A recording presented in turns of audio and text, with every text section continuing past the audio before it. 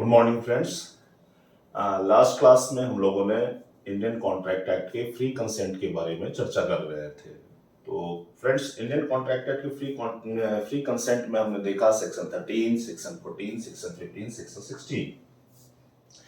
इसमें हमने देखा कंसेंट क्या है, फ्री कंसेंट क्या है, फिर कोएर्सन, अनड्यू इन्फ्लुएंस, इन सब चीजों के बारे में डिस्कस किया था। Now we will go to discuss about the remaining concepts which is included under free consent. So now the next is fraud. Fraud जो दोस्तों है वो इंडियन कॉन्ट्रैक्ट एक्ट के सेक्शन 17 में डिफाइन किया गया है। तो बेसिकली सबसे पहले तो हम ये चीज समझें कि फ्रॉड होता क्या है। तो फ्रॉड की बात यदि करें हम, तो फ्रॉड में एक होता क्या चीज है कि रिप्रेजेंटेशन ऑफ फैक्ट्स है, रिप्रेजेंटेशन ऑफ फैक्ट्स है। और फ्रॉड्स की बात करें, फ्रॉड जो है ये section 17 of act, Indian contract act जो है इसमें डिफाइन किया गया है। तो जनरल मीनिंग क्या चीज है फ्रॉड का कि representation of facts made wilfully with a view to deceive the other person या अदर पार्टी। इट मीन्स ये चीज हुआ कि जब हम कभी भी किसी को कोई रिप्रेजेंटेशन देते हैं, वो बाय एक्ट हो या बाय वर्ड्स हो, तो उस एक्ट या वर्ड्स में जो रिप्रेजेंटेशन इनफैक्ट है, वो रिप्रेजेंटेशन में दो चीज होनी चाहिए। वो दो चीज होनी क्या चाहिए कि हमें ये पता होना चाहिए कि हम जो रिप्रेजेंटेशन दे रहे हैं वो गलत है, यानी कि हम जानबूझकर गलत रिप्रेजेंटेशन दे रहे हैं। और दूसरी बात क्या चीज है कि हम दूसरे पार्टी को, जो सामने वाली पार्टी है, जो अदर पर्सन है, उसे हम डिसीव करना चाहते हैं। डिसीव करना मीन्स कि उसे हम चीट करना चाह रहे हैं। इट मीन्स क्या चीज है कि जब भी हम कोई रिप्रेजेंटेशन देते हैं, विलफुली गलत रिप्रेजेंटेशन देते हैं किसी भी मैटर के बारे में, और with the intention to deceive the other party, it will be said that there has been fraud committed. तो फ्रॉड कमिट करने के लिए सबसे पहली बात क्या चीज है कि दो चीज ध्यान में रखना चाहिए कि यहां पे हमारे जो पर्पस है, वो पर्पस क्या चीज है, गलत रिप्रेजेंटेशन देना जिसके बारे में हमें जानकारी है। और दूसरी बात क्या चीज है कि हमें दूसरे पर्सन को डिसीव करना हो। फॉर एग्जाम्पल, सपोज करते हैं कि आप दिल्ली में हो और आपसे कोई पूछ रहा है कि मुझे गुड़गांव जाना है। तो यू नो मेरी बेटर कि गुड़गांव का रास्ता किधर से होगा। गुड़गांव के लिए आपको जो है दिल्ली क्रॉस करना होगा, साउथ साइड में जाना होगा, ये सारी चीजें आपको पता है कि गुड़गांव का रास्ता क्या है। लेकिन आपको बड़ा मजा आता है कि इसे जो है सो थोड़ा सा घुमाया जाए। कई लोगों की आदत होती है कि इसे थोड़ा सा घुमाया जाए, तो आप उसे जो है सो रास्ता जो बताते हो वो गाजियाबाद का रास्ता बताते हो। तो इस पर्पस से कि इसे घुमाया जाए, और आपको पता है कि वो गुड़गांव का रास्ता नहीं है, वो गाजियाबाद का रास्ता है, वो बेचारा अननोन है, गांव से भी आया हुआ है, तो आप उसे जो रास्ता बताते हो, it will be said there has been fraud committed. तो ये है बेसिकली फ्रॉड का। सेक्शन 17 के लैंग्वेज में यदि हम देखें तो सेक्शन 17 क्या चीज कहता है, any act committed by a party to a contract और विद कॉनिवेंस और by his agent with intent to deceive other party there to or his agent or to induce the other party to enter into contract। यानी कि किसी दूसरे person को, आप suppose किसी सपने पर्सन को आप इस पर्पस से, आप खुद या आपका एजेंट, आप विलफुली उसको इस तरह से जो है कन्विंस करते हो कि आपको इस कॉन्ट्रैक्ट में एंटर करने के लिए जो चीजें जरूरी है, और आपको पता है कि ये सारी चीजें बातें सही नहीं है, तो इस एक्ट को क्या कहा जाएगा, इस एक्ट को as per section 17 of the act क्या कहा जाएगा, ये है फ्रॉड। फ्रॉड के डेफिनेशन में क्या क्या चीजें इंक्लूड होती है, the suggestion as to fact of that which not true by one who does not believe it to be true। यानी कि क्या है कि किसी को, जैसे मैंने आपको एक एग्जांपल दिया क्या कि किसी को गुड़गांव जाना है और आप उसे समझाते क्या चीज हो कि आप जो है सो यहां से गाजियाबाद के रास्ते चले जाओ, उसे गाजियाबाद के बारे में भी नहीं पता है, उसे गुड़गांव के बारे में पता है, तो this is the suggestion. For example, कोई आपके पास आता है कि मुझे यूपीएससी की तैयारी करनी है, या मुझे सीएस करना है, या मुझे सीए करना है, या कोई प्रोफेशनल कोर्स करना है, और सपोज करें कि आपको वो बोलता है क्या कि मुझे सीएस करना है, और आप उसे समझाते क्या चीज हो कि इसके लिए तो तुम्हें सबसे पहले जो है ट्वेल्थ किया है तुमने, तो बोलेगा नहीं किया है। तो ट्वेल्थ किया है तो उसमें तुम्हें सबसे पहले बहुत जरूरी है कि तुम्हें साइंस लेकर पढ़ना होगा, और साइंस में भी तुम्हें जो है बायोलॉजी या मैथ्स लेकर पढ़ना होगा। तो मीन्स की किसी भी तरह का स्टेटमेंट जिसके बारे में आपको पता है, because you are also doing the same course, आप बड़ी अच्छी तरह से जानते हो कि इसके लिए किसी स्पेसिफिक सब्जेक्ट से ट्वेल्थ करना जरूरी नहीं है, तो लेकिन फिर भी आप उसे बताते हो कि नहीं तुम्हें तो जो है सो साइंस लेकर ही पढ़ना पड़ेगा। तो ये चीज क्या है कि आपका सजेशन जो है, और सजेशन आपने उसको बताते हो कि पता है आपको कि ये गलत सजेशन है, और फिर भी आप उसे ऐसे समझाते हो कि ये सही है, तो ये चीज क्या है कि फ्रॉड में इंक्लूड होता है। दूसरा क्या कहता है, active concealment of fact by one having knowledge और बिलीफ ऑफ द फैक्ट। आपको पता है कि ये चीज गलत है, और इसके बावजूद आप उसमें से कोई चीज छुपाते हो। सपोज फॉर एग्जांपल हम ये लेते हैं कि somebody comes to you to purchase a car, आपके पास कोई एक पुरानी गाड़ी खरीदने के लिए आता है, और यू नो वेरी वेल कि कार में क्या क्या कमियां हैं। अभी सपोज करते हैं जो नॉर्मली होता है कि जब आप खरीदने जाते हो कोई चीज, कोई सेकंड हैंड चीज खरीदने जाते हो, तो ऑब्वियस बात है कि वो यूज किया हुआ है, वो पुराना है, तो उसमें कुछ ना कुछ कमियां होंगी, लेकिन आप उसमें से उन कमियों को नहीं बताते हो। तो ये चीज क्या है, एक्टिव कंसीलमेंट है। तो active concealment of the fact है, आप उस गाड़ी में पता है आपको उसके जो है उसकी क्लच में प्रॉब्लम है, या उसके इंजन में थोड़ी सी प्रॉब्लम है, जो भी कुछ है, और उस चीज को आप छुपा जाते हो। तो ये चीज क्या कहलाएगा, active concealment of the fact, and it includes the under the definition of fraud. A promise made without any intention to commit, to perform it, means कि आप किसी के साथ सपोज करो कि आपने अपने फ्रेंड को बोला कि आज शाम में हम जाएंगे घूम पार्टी करने के लिए, और आप उसे सिर्फ बेवकूफ बनाने के पर्पज से कर रहे हो। मीन्स आपने सोच लिया हुआ है कि आप इस तरह का कुछ भी जो है नहीं करोगे। ये तो चलो सोशल एग्रीमेंट्स या जो है पर्सनल एग्रीमेंट्स में आते हैं, लेकिन इसी तरह से आप यदि कुछ कोई लीगल कॉन्ट्रैक्ट में एंटर करते हो with the intention to not perform it, that shall also be included in the definition of fraud. Next क्या चीज कहता है, any other act fitted to deceive any such act और omission as the law specially declare to be fraudulent, यानी कि कोई सा भी आप एक्ट करते हो या कोई सा भी इनएक्टिविटी करते हो, कोई सा भी जो है सो आप कुछ करते हो या कुछ नहीं करते हो जिसे कि लॉ ने कहा हुआ है कि ये फ्रॉडुलेंट एक्टिविटी में इंक्लूड होता है, तो वो भी फ्रॉड के डेफिनेशन में इंक्लूड होगा। Now we come to the essentials of fraud. जब हम डेफिनेशन देखते हैं तो डेफिनेशन से बहुत सारी चीजें निकल के आती है। एसेंशियल्स ऑफ फ्रॉड में क्या क्या चीज है कि सबसे पहले तो किसी भी कॉन्ट्रैक्ट को करने के लिए, या अभी जैसे हमने कहा कि कोई सजेशन देना है, कोई एक्ट करना है, कोई ओमिशन करना है, कोई ओमिशन हो रहा है, तो सिंपल सी बात ये चीज है कि मिनिमम 2 पार्टी तो चाहिए ही होंगे।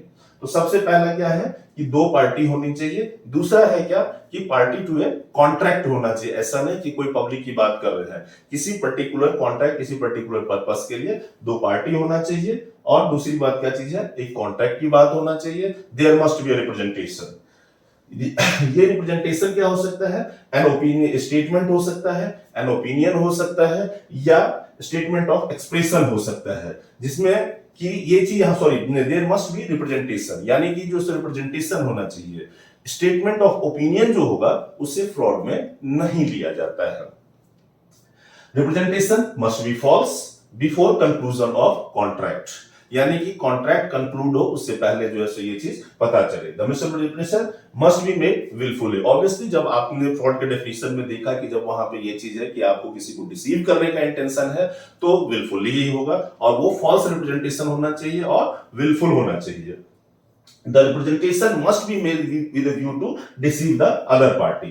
The other party must have actually been deceived. ये नहीं कि आपने गलत चीज कहा है, गलत चीज कहा है, आपने किसी को रास्ता गुड़गांव जाने के लिए गाजियाबाद के बारे में बता दिया, लेकिन यदि वो जो है सो किसी और से फिर पूछ लेता है और फिर वो सीधा गुड़गांव के रास्ते चला जाता है, then it shall not come under the fraud. तो ये क्योंकि आपके साथ वो कॉन्ट्रैक्ट में आया ही नहीं, the other party have suffered A loss, और उसे नुकसान होना चाहिए। मींस कि यहाँ पे ये चीज कहता है कि जो एसेंशियल एलिमेंट्स ऑफ कॉन्ट्रैक्ट में तो कॉन्ट्रैक्ट होना ही चाहिए। उस कॉन्ट्रैक्ट को फ्रॉड कब कहा जाएगा? पहली बात कि वहां पे जो एसेंशियल एलिमेंट्स ऑफ कॉन्ट्रैक्ट के लिए क्या चीज है कि जो बेसिकली कॉन्ट्रैक्ट बनने के लिए क्या चीज है, एक एन एग्रीमेंट होना चाहिए, दो पार्टी होना चाहिए। अब इसमें क्या है कि फ्रॉड कब कहा जाएगा? इसमें रिप्रेजेंटेशन होना चाहिए, रिप्रेजेंटेशन मस्ट बी फॉल्स।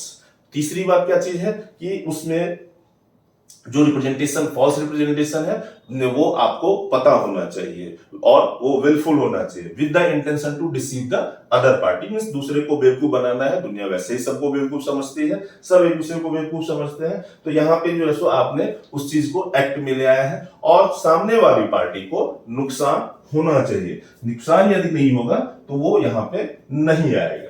अब दूसरी बात क्या चीज कहता है? When the silence amount to fraud. तो नॉर्मली जनरल रूल क्या चीज है कि mere silence has to facts likely to affect the willingness of the other party of a person to enter into contract is not fraud.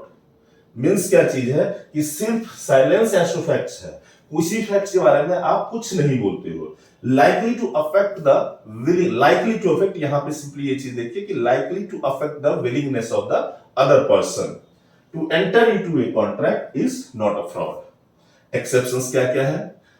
Circumstances where it is the duty of the person keeping silence to speak, जहां पे बोलना जरूरी है और वहां पे आप चुप रहते हो, arises in the following two cases। एक तो क्या चीज है, वो दो केसेस क्या क्या है? सबसे पहला क्या चीज है? Duty to speak exist where silence the party stand in a fiduciary relationships, जिसको ओवरराइड फिडेली कहते हैं। यानी कि क्या चीज है कि जहां पे बोलना जरूरी, कहां पे बोलना जरूरी है, कहां पे माना जाएगा? जहां पे फिड्यूसरी रिलेशनशिप में जो ऐसा होता है, fiduciary relationship, the relationship based on trust and faith, जो ट्रस्ट और फेथ के ऊपर निर्भर करता है, ऐसे रिलेशनशिप को आप क्या कहते हैं? Fiduciary relationship. तो वहां पर बोलना जरूरी है। तो ये क्या चीज है? Fiduciary relationship. अब ये फिड्यूसरी रिलेशनशिप का एग्जांपल क्या चीज है? जो ट्रस्ट एंड फेथ पे डिपेंड करता है, trust and faith, trust and faith पर जो डिपेंड करता है, जैसे कि बच्चों और माँ बाप के बीच में रिलेशन है, जो हमारे घर के रिलेशन होते हैं, या वाइफ हस्बैंड का रिलेशन है, मींस कि इस तरह से टीचर स्टूडेंट का रिलेशनशिप है। तो ये रिलेशनशिप जो है ये हम मान के चलते हैं, जैसे कि हम अपने टीचर के पास पढ़ने जाते हैं तो हम ये मान के चलते हैं कि हमारा टीचर हमें जो पढ़ा रहे हैं वो सही ही पढ़ा रहे हैं, वो गलत नहीं पढ़ा रहे हैं। ये माना जाता है कि माँ बाप कभी भी अपने बच्चों को गलत रास्ते पे नहीं ले जाएंगे, कभी गलत बात नहीं सिखाएंगे। तो इस तरह के लिए जहां पे ये चीज समझा जाता है, सपोज करो कि आप अपने किसी फ्रेंड के पास जाते हो और या अपने किसी रिलेटिव के शॉप पे जाते हो, या रिलेटिव के साथ जो है सो सपोज करें किसी की जो लैंड की डील होनी है और आप वहां पर जो है सो अपने रिलेटिव से कोई लैंड की डील करते हो। उस लैंड में कई बार ऐसा होता है कि जहां पर आप लैंड लेने जाते हो वहां पे दिखा दिया जाता है कि इधर से रास्ता है, इधर से रास्ता है, इतना स्पेस है, ये व्यू है, वो सारी चीजें हैं। लेकिन इनफैक्ट होता क्या चीज है कि वहां पे उस लैंड के पीस पे पहुंचने के लिए, वहां तक पहुंचने के लिए रास्ते की दिक्कत है। यानी कि आप जहां तक जाओगे वहां रास्ता जो है वो पब्लिक रास्ता नहीं है, वो किसी इंडिविजुअल का ओन्ड लैंड है। और ये चीज आप जब अपने रिलेटिव से डील करने जाते हो वो नहीं बताता है। तो वहां पे क्या है कि आपका उस रिलेटिव के साथ एक फिड्यूसरी रिलेशनशिप है और माना जाता है क्या कि वो भैया हम जो है सो अपने भाई से या अपने जो है सो बहन से या अपने चाचा से, ताऊ से, किसी से जो कुछ लैंड खरीद रहे हैं तो ये तो हमें हर चीज क्लियरली बता ही देंगे। और वहां पे उन्हें पता है लेकिन वो चुप रहते हैं। तो यहाँ पे क्या चीज कहा जाएगा कि यहाँ पे इसे माना जाएगा फ्रॉड है। दूसरा क्या है? when silence itself equivalent to speech, जहां पे साइलेंस ही अपने आप में बोलने जैसा माना जाता है। Hard truth is worse than A blatant. तो ये सारी चीजें जो है यहाँ पे क्या है कि कब साइलेंस को फ्रॉड माना जाता है और कब इसका जो है यहाँ पे होता क्या चीज है कि कब बोलना जरूरी है, इसके एक्सेप्शंस क्या है। अब सेक्शन 19 में कहा गया है कि फ्रॉड का इफेक्ट क्या होगा। अभी तो आपने देखा कि कब कहा जाएगा कि फ्रॉड कमिट हुआ है।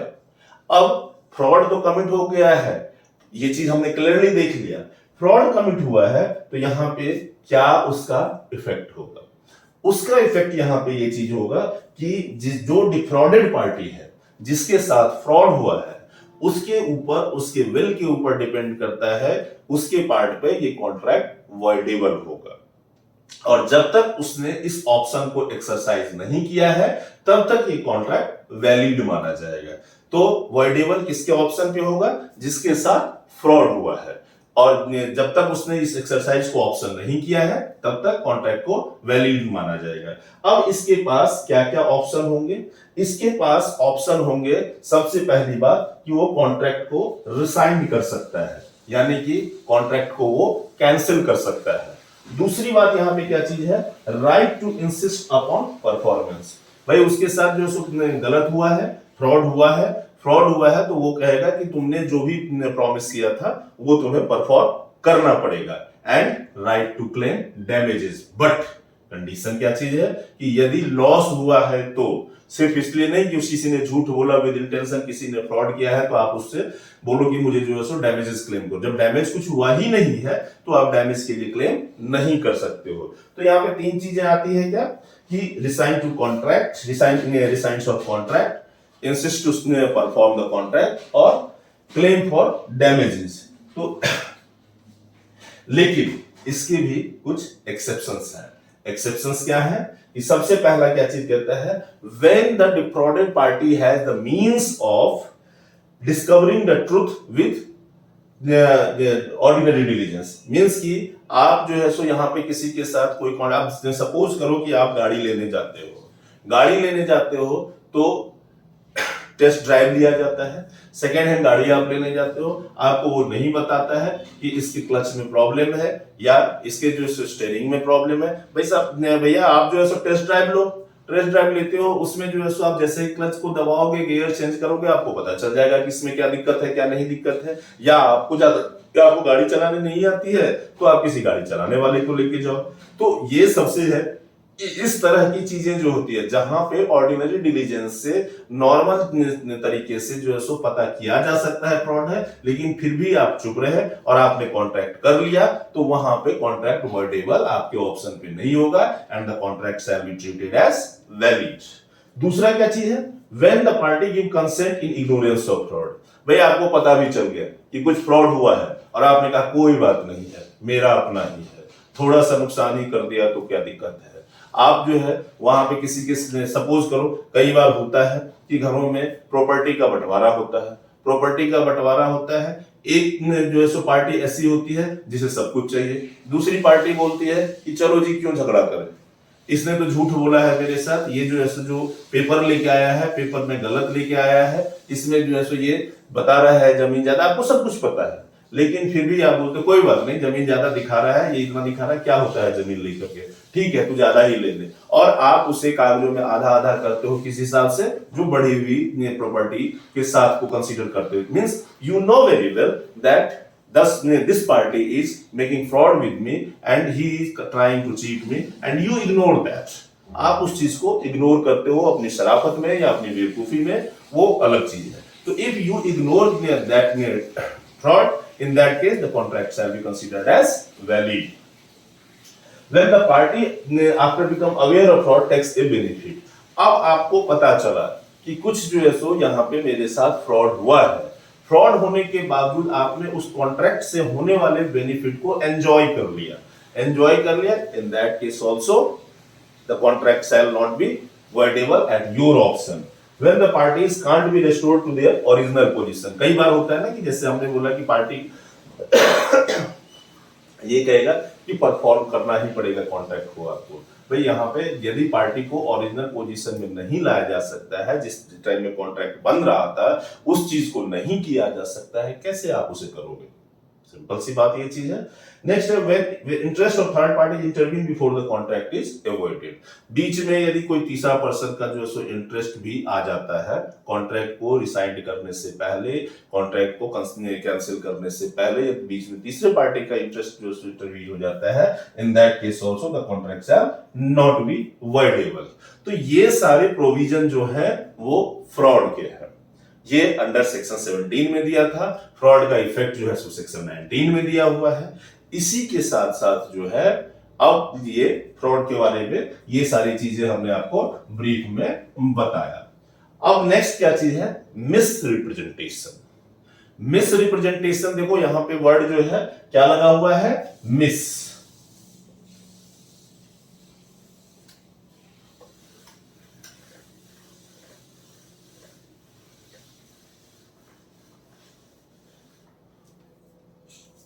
मिस रिप्रेजेंटेशन,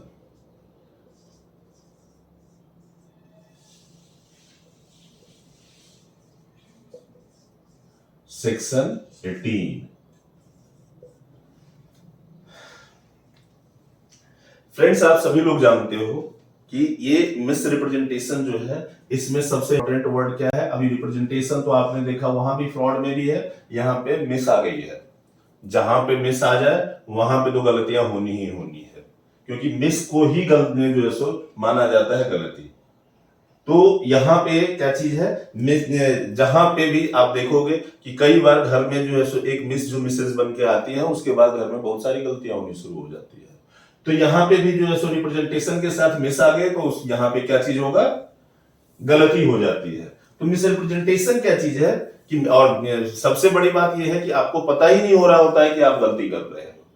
आपको ये चीज पता ही नहीं है कि आप गलती कर रहे हो और गलतियां पे गलतियां होती जा रही है। तो when misrepresentation is when a party asserts something which is not true though he believes it to be true। यानी कि क्या चीज है, आप जो कह रहे हो वो चीज आपको वो आप गलत है और आपको पता ही नहीं है कि आप गलत बोले जा रहे हो। आप कहते हो कि मैं जाऊंगा आप अपने घर में बड़ा जो है सो हाय तौबा मचाते हो कि मैं तो शादी करूंगा तो एक्स वाई जो भी है उसी से करूंगा। क्यों करूंगा, घर वाले पूछते क्यों उसी से क्यों करना है, बहुत सुंदर है, ठीक है जी दिख रहा है बहुत सुंदर है, बहुत नेक है, बहुत सुशील है, और आपको पता ही नहीं है कि वो जब आएगी घर में उसके बाद जाके चंडी का रूप धारण कर सकती है। आप तो सोचते हो कि आपके साथ तो अभी बड़े प्यार से बात करती है, खाना खाया या नहीं खाया, पानी पिया या नहीं पिया, पढ़ाई किया या नहीं, कि सारी चीजों का ध्यान रखती है। तो आप बोलते इतना ध्यान तो मेरी माँ ने भी नहीं रखा था। तो इस वजह से जो है सो इतने केयर करने वाली लड़की से मैं शादी। लेकिन तो आप तो ये समझ रहे हो कि ये जो भी मैं बोल रहा हूं वो बिल्कुल सही स्टेटमेंट है, बड़ी ही अच्छी है, तो मैं इसी से जो है सो शादी करूंगा क्योंकि इससे तो मेरा जीवन ही सुधर जाएगा। लेकिन जब वो आएगी तब पता चलेगा आपको कि वो कितना आपका ध्यान रखेगी या कितना आपके जेब का ध्यान रखेगी। तो यहां पे क्या चीज है, मिसरिप्रेजेंटेशन का मतलब क्या है, you think that whatever the statement you are making that is true although the statement or the representation whatever you are making that is not true। तो आप जो है सो गलती से गलती कर बैठते हो तो उस चीज को क्या कहा जाता है, misrepresentation. Condition to consider agreement influenced by misrepresentation. ये कंडीशन क्या है, the party makes a representation of the fact to the contract does not affect the validity of the contract. ठीक है, दूसरा क्या है, द मिसरिप्रेजेंटेशन वाज मेड, यानी representation जो आप दे रहे हो वो इनोसेंटली दे रहे हो। आपके साथ भाई बिहेवियर वो इस तरह से कर रही है कि आपको लगता है क्या कि जैसे ये बहुत अच्छी है, घर वाले बाद में भले गाली देंगे और आप भी अपने आप को गाली दोगे, लेकिन अभी तो आप बिल्कुल इनोसेंट हो, आप तो कह रहे हो कि जैसा बिहेव कर रही है बहुत ही अच्छा है। नेक्स्ट क्या है, the other party has actually acted believing the misrepresentation to be true.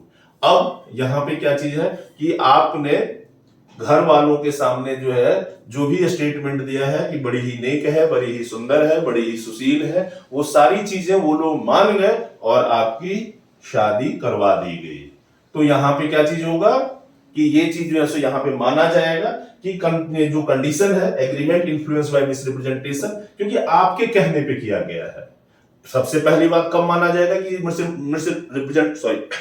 Misrepresentation से ये एग्रीमेंट हुआ है कि सबसे पहली बात आपने स्टेटमेंट दिया है या आपने कोई रिप्रेजेंटेशन दिया है, आप जो है सो गलत रिप्रेजेंटेशन दे रहे हो लेकिन इनोसेंटली दे रहे हो, और सामने वाली पार्टी यानी कि आपके माँ बाप ने आपकी बात से अग्री भी हो गए। माँ बाप क्या करें, माँ बाप तो मान ही जाते हैं, तो माँ बाप अग्री भी कर गए आपकी बातों से, तो यहां पे क्या चीज होगा कि ये माना जाएगा कि ये एग्रीमेंट मिसरिप्रेजेंटेशन के बेस पे बना है। मिसरिप्रेजेंटेशन इंक्लूड, जैसे फ्रॉड में देखा क्या क्या होता है, तो misrepresentation include unjustified statement of facts, positive assertion यानी कि believe true really not true, no no basis representation. तो यहां भी क्या है, मानते हो कि सही है लेकिन सही होता नहीं है। दूसरा क्या है, breach of duty. And third one is including other to make mistake as to qualify the nature of subject matter. दूसरे को भी समझा ही दिया, मम्मी पापा को समझा ही दिया कि ये सब कुछ सही है, ये अच्छा ही हो रहा है, और वो मान भी जाते हैं इस गलती को करने से। इसके बाद क्या है कि मिसरिप्रेजेंटेशन आपने देखा, मिसरिप्रेजेंटेशन किसे कहते हैं, इसका इफेक्ट क्या होगा। ऑब्वियसली कुछ ना कुछ जैसे पहले देते हैं कि राइट टू रिसाइड कॉन्ट्रैक्ट। तो यहां पे क्या चीज है कि लेकिन जैसे फ्रॉड में देखा कि कॉन्ट्रैक्ट को रिसाइन कर सकते थे, कैंसिल कर सकते थे, यहां भी कर सकते हैं, लेकिन कब नहीं कर सकते हैं। Discovering the truth with ordinary diligence, same चीज फ्रॉड में था कि यदि आप ऑर्डिनरी डिलीजेंस से थोड़े से प्रयास करके, सामान्य प्रयास करके यदि जो है आप उस चीज को पता कर सकते हैं, तो यहां पे क्या चीज होगा कि इसको कॉन्ट्रैक्ट को आप कैंसिल नहीं कर सकते हैं। Give consent in ignorance of misrepresentation, आपको पता था और फिर आपने इग्नोर कर दिया। कि अब सबसे बड़ी बात क्या चीज है कि कई बार जो है जो मिसेज बन के आने वाली है, वो कई बार आपको जो है सो अच्छी तरह से जो है सो आपको के साथ जो बिहेव करती है, आपको लगता है, कई बार तो लगता है कि यार ये अब कभी कभी तो जो है इस तरह से बिहेव करती है, आगे तो जो है बहुत मुश्किलें खड़ी करेगी, लेकिन फिर भी आप कहते हो कोई नहीं, प्यार में सब चलता है ना। तो उस केस में जो है सो आपने तो इग्नोर किया। वो कई बार आपको जो है सुनाती भी है उल्टा सीधा, कई बार आपके घर वालों के बारे में भी उल्टा सीधा चीज होती है, लेकिन आप तो प्यार है ना, तो उसमें आप क्या करते हो कि सब चीजों को इग्नोर कर जाते हो। तो जब इग्नोर करते हैं, आपको पता था आप इस चीज को, अब जैसे कि वो परेशान कर सकती है या नहीं कर सकती, अरे भैया जाकर तो उसके माँ बाप से एक बार पूछ लेते, उसके फ्रेंड वगैरह से पूछ लेते, नहीं पूछा आपने। दूसरी बात क्या चीज है कि कई बार आपके सामने में आया भी उसका बिहेवियर, आपने इग्नोर भी कर दिया। तीसरी बात क्या है कि become aware of misrepresentation takes a benefit, और फिर कि जो उसके जो थे रिप्रेजेंटेशंस थे, उससे आपने बेनिफिट भी उठाया है। तो इन सब केसेस में क्या चीज होगा कि आप कॉन्ट्रैक्ट को रिसाइन नहीं कर सकते हो। इवन क्या चीज है, where an innocent third party before the contract resigns acquires consideration some interest in the property passing under the contract। तो इन सब सारी चीज केसेस में आप कॉन्ट्रैक्ट को रिसाइन नहीं कर सकते हो, same was in case of fraud. Next क्या है, right to insist upon performance. आप मिसरिप्रेजेंटेशन का क्या होगा कि भाई तुमने कहा था, तुमने पूरा रिप्रेजेंटेशन दिया था कि बहुत अच्छी है, बहुत अच्छी हूं, ऐसे करूंगी, वैसे केयर करूंगी, तो अब तुम्हें तो केयर करना पड़ेगा, नहीं तो फिर तुम भी अब समझो कि क्या होगा। यहां पे आप डैमेज के लिए नहीं कर सकते हो। तो इस तरह से आपने देखा मिस्टेक और मिसरिप्रेजेंटेशन, इन दोनों के बीच में डिफरेंस को यदि हम थोड़ा सा एनालिसिस कर लें, कंपैरिजन कर लें, तो यहां पे क्या चीज है, दो चार पॉइंट हम लोग डिस्कस करते हैं। मीनिंग में देखें तो फ्रॉड क्या है, wilful misrepresentation is made wilfully to deceive the party, जबकि मिसरिप्रेजेंटेशन में क्या है, इनोसेंटली आप जो रिप्रेजेंटेशन दे रहे हो आपको लगता है सही है, यानी आप इनोसेंटली गलत को सही बताने लग गए हो। नॉलेज ऑफ फॉल्सहुड, फ्रॉड में होता है, मिसरिप्रेजेंटेशन में फॉल्सहुड का नॉलेज नहीं होता है। Right of damages, agreed party के पास फ्रॉड के केस में क्या चीज है कि वो डैमेज क्लेम कर सकता है, जबकि मिसरिप्रेजेंटेशन में तो मिस आ गई ना, ये भैया मिस जहां पे आ जाती है उसके बाद तो आप कुछ कर ही नहीं सकते। यहां पे क्या चीज है, कोई डैमेज आप क्लेम नहीं कर सकते होगा। Mean of discovering the truth, in case of fraud the contract is voidable even though the agreed party had the means of discovering the truth with ordinary diligence। जैसे कि एक्सेप्शन इसका क्या है, साइलेंस, जबकि इनके केस में क्या चीज है, contract is not voidable if the agreed party had the means of discovering the truth. तो यहां पे भी ऑर्डिनरी डिलीजेंस। तो ये चीजें क्या थी, फ्रॉड और मिसरिप्रेजेंटेशन के बात किया। अब है फिर से मिस्टेक। मिस्टेक जो होता है, जैसे मिसरिप्रेजेंटेशन में रिप्रेजेंटेशन था, कुछ स्टेटमेंट था, यहां पे मिस्टेक। मिस्टेक जो है क्या है erroneous belief about some facts. अब ये जो है इसमें भी है कि कुछ मान्यताएं आपकी है जी, कुछ का कुछ है कुछ होता कुछ है। यहां पे मिस्टेक जो होता है, मिस्टेक दो तरह से होते हैं, एक होता है मिस्टेक ऑफ फैक्ट, एक होता है मिस्टेक ऑफ लॉ। क्या चीज है? मिस्टेक। मिस्टेक जो होगा, mistake of facts, and second one is mistake of law. Mistake of fact जो होगा बायलैटरल और यूनिलैटरल। सेम यहां पे जो है मिस्टेक ऑफ लॉ में क्या चीज होगा? Indian law and foreign law.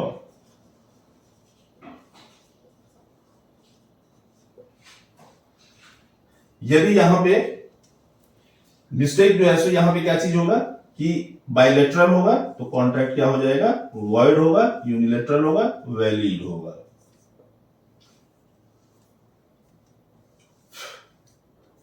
इनके केस में क्या चीज है कि मिस्टेक ऑफ लॉ जो है, ये तो इंडियन लॉ में जो है सो ये चीज क्या है? कॉन्ट्रैक्ट वैलिड माना जाएगा, और यहां पे कॉन्ट्रैक्ट क्या चीज होगा कि वॉइड होगा।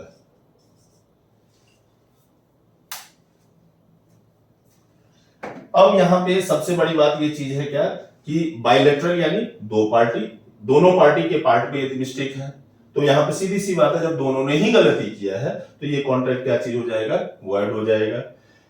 फैक्ट की बात, मिस्टेक ऑफ फैक्ट का मतलब क्या चीज होता है? जो सब्जेक्ट मैटर है, जिस बेस पे आपने कॉन्ट्रैक्ट किया है, उस चीज को मिस्टेक ऑफ फैक्ट, और उसमें कहीं कोई जो है गलती हुई है तो उसे मिस्टेक ऑफ फैक्ट कहते हैं। और मिस्टेक ऑफ लॉ की बात यदि करें तो मिस्टेक ऑफ लॉ का मतलब क्या चीज होता है कि आप जो कॉन्ट्रैक्ट कर रहे हैं उससे संबंधित रूल रेगुलेशंस जो है, उससे संबंधित जो लॉ है उसके बारे में यदि आपको नहीं आइडिया है। जैसे फॉर एग्जांपल सपोज करें कि आप जो है सो किसी प्रॉपर्टी के डील की बात कर रहे हैं और आपको जो है सो ये आइडिया नहीं है कि क्या जो है सो माइनर उस प्रॉपर्टी को किसी को लिख सकता है या किसी को जो है सो सेल आउट कर सकता है या नहीं है। That is called mistake of law.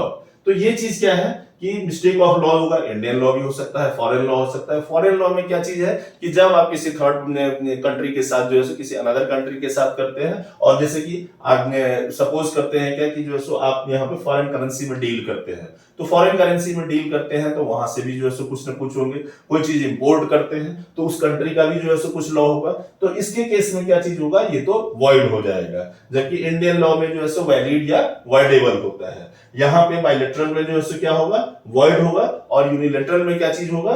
तो ये वैलिड माना जाएगा। When contract is not valid, यानी कि जो है क्या कब होगा contract? Identity of person contract with.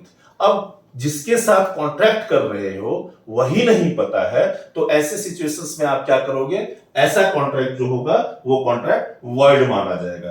Accordingly as the nature of contract, nature of contract के बारे में कोई इलिटरेट मैन जो है सो बिल्स ऑफ एक्सचेंज साइन करता है और वो समझता है कि ये गारंटी है, तो सीधी सी बात है उसे तो पढ़ने आता नहीं है, तो इस तरह का जो कॉन्ट्रैक्ट उसने किया हुआ है ये कॉन्ट्रैक्ट ऑब्वियसली वॉइड माना जाएगा।